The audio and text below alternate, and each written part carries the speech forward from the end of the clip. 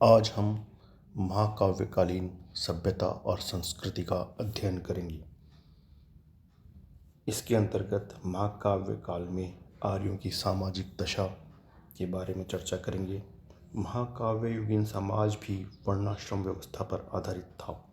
ऋग्वेद के समान रामायण में भी कहा गया है कि विराट पुरुष के मुख से ब्राह्मण, भुजाओं से क्षत्रिय, उरुभाग से वैश्य तथा पैरों से शूद्र वर्णों की उत्पत्ति हुई। चारों वर्णों में ब्राह्मण अब भी सर्वश्रेष्ठ माने जाते थे। रामायण तथा महाभारत में ब्राह्मणों की कई कोटियाँ बताई गई हैं।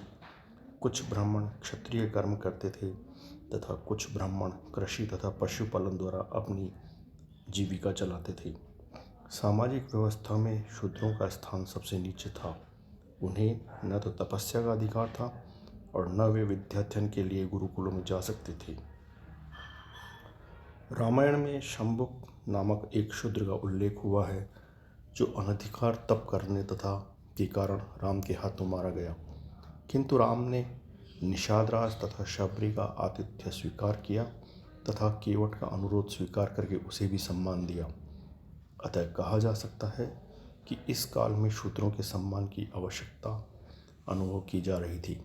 महाभारत में आए एक प्रसंग के अनुसार एकलव्य नामक निषाद बालक को द्रोणाचार्य ने शिक्षा देने से मना कर दिया। तब उसने अपने निष्ठा एवं लगन से स्वयं ही धनुर्विद्या में निपुणता प्राप्त कर ली तो द्रोणाचार्य ने उसके दाएं हाथ का अंगूठा कटवा लिया। किंतु इस काल में शूद्रों की स्थिति में सुधार के चिन्ह भी मिलते हैं। महाभारत के शांति पर्व में कहा गया है कि शूद्र सेवकों का भरण पोषण करना द्विज का कर्तव्य है। राजा की मंत्री परिषद में शूद्र प्रतिनिधि भी रखे जाते थे। युधिष्ठिर ने राजसूय यज्ञ के अवसर पर शूद्र प्रतिनिधियों को भी आमंत्रित किया था। महाभारत के शांति पर्व में लिखा है कि चारों वर्णों को वेद पढ़ना चाहिए तथा शूद्र से भी ज्ञान प्राप्त करना चाहिए। महाभारत में विदुर, मातंग, कायव्य आदि व्यक्तियों को जन्मना शूद्र होते हुए भी प्रतिष्ठित स्थान दिए गए। उन्हें सेवावृत्ति, कृषि, पशुपालन, वाणिज्य आदि का भी अधिकार था। महाकाव्य काल में वर्णों के साथ साथ जातियों के नाम भी मिलते हैं। रामायण में यवन और शक तथा महाभारत में यवन, शक, किरात, पल्लव आदि विदेशी जातियों का भी उल्लेख मिलता है। समाज में 4 आश्रमों का विधान इस युग में भी देखने को मिलता है। शांति पर्व में चारों आश्रमों को ब्रह्मलोक में पहुंचने के 4 सोपान बताए गए हैं। चारों आश्रमों में गृहस्थ आश्रम का सर्वाधिक महत्व था। महाकाव्य काल में स्त्रियों की दशा वैदिक काल की अपेक्षा हीन थी, फिर भी समाज में उनके महत्व को पूर्णतः नकारा नहीं गया था। बाल विवाह नहीं होते थे। उच्च वर्ग की स्त्रियां शिक्षित होती थी। रामायण में कौशल्या और तारा को मंत्रविद कहा गया है। अत्रेयी वेदांत का अध्ययन करती हुई तथा सीता संध्या करती हुई दिखाई गई है। महाभारत में द्रौपदी को पंडिता कहा गया है। वह युधिष्ठिर तथा भीष्म से धर्म एवं नैतिकता पर वार्तालाप करती है। महाभारत स्त्री को धर्म, अर्थ तथा काम का मूल बताता है। अनुशासन पर्व में कहा गया है कि स्त्रियां समृद्धि की देवी है, अतः समृद्धि चाहने वाले व्यक्ति को उनका सम्मान करना चाहिए। महाभारत में बहुविवाह तथा अंतर्जातीय विवाह का प्रचलन था। उस उच्च कुल के लोग अनेक पत्नियां रखते थे। क्षत्रिय कुलों में विवाह स्वयंवर प्रथा द्वारा होते थे। नियोग की प्रथा भी थी, जिसमें पति के नपुंसक अथवा रुग्ण होने पर पत्नी परपुरुष के साथ संतानोत्पत्ति हेतु संपर्क कर सकती थी। महाभारत में सती प्रथा के उदाहरण भी प्राप्त होते हैं, जैसे माद्री अपने पति पांडु के साथ सती हो गई थी, किंतु ऐसे उदाहरण भी हैं जहां स्त्रियों ने अपने पति की मृत्यु के बाद सतीत्व का अनुसरण नहीं किया।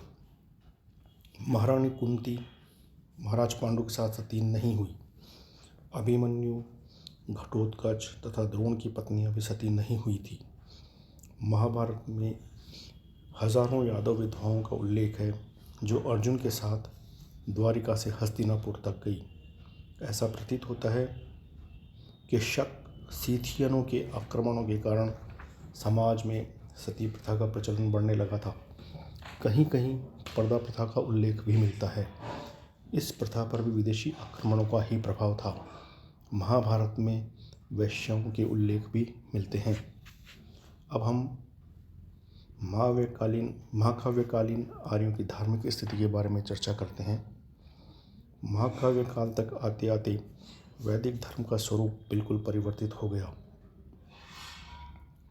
पूर्व वैदिक कालीन कर्म कांड प्रधान धर्मों तथा उत्तर वैदिक कालीन ज्ञान प्रधान धर्मों का समन्वय होकर इस समय धर्म का व्यावहारिक रूप सामने आया जो सर्वसाधारण के लिए सुलभ था। प्राचीन वैदिक देवताओं का महत्व कम हो गया था तथा नए देवी देवताओं की प्रतिष्ठा हो रही थी। इनमें विष्णु, शिव, गणेश, पार्वती, दुर्गा आदि के नाम उल्लेखनीय हैं।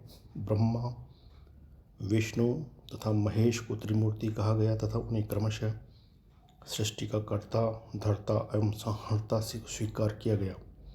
शीघ्र ही ब्रह्मा का महत्व कम हो गया तथा शिव और विष्णु महाकाव्यकालीन धर्म के प्रमुख देवता हो गए।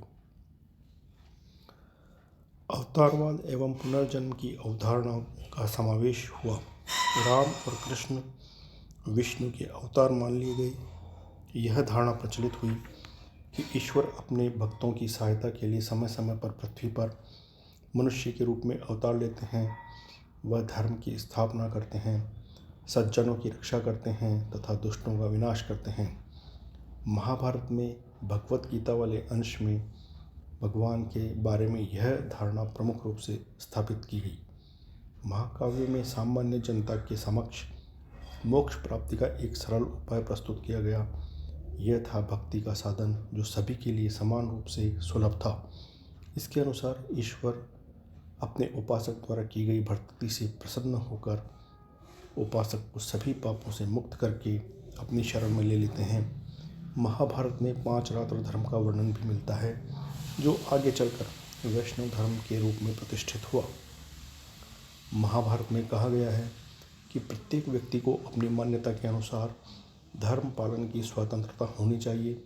इसमें शैव तथा शाक्त धर्मों के प्रति सहिष्णुता तथा उदारता पर भी बल दिया गया। भगवत गीता महाभारत के भीष्म पर्व का अंश है। इसमें कर्म, भक्ति और ज्ञान इन तीनों का सुंदर समन्वय मिलता है। गीता कर्म की महत्ता प्रतिपादित करती है। भक्ति का महत्व बताते हुए कृष्ण स्वयं कहते हैं, सभी धर्मों को छोड़कर केवल मेरी शरण में आ, मैं तुझे सभी पापों से मुक्त कर दूंगा, शोक मत कर।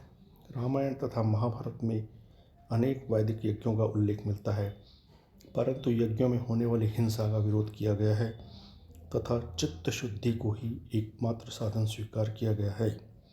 दोनों महाकाव्यों में सत्य, अहिंसा, सदाचार, तप, त्याग आदि के पालन का उपदेश दिया गया है। महाकाव्यों का मुख्य उद्देश्य समाज में सत्य और न्याय की प्रतिष्ठा करना था। विभिन्न कथाओं तथा चरित्रों के माध्यम से असत्य पर सत्य तथा अन्याय पर न्याय की विजय प्रदर्शित की गई है।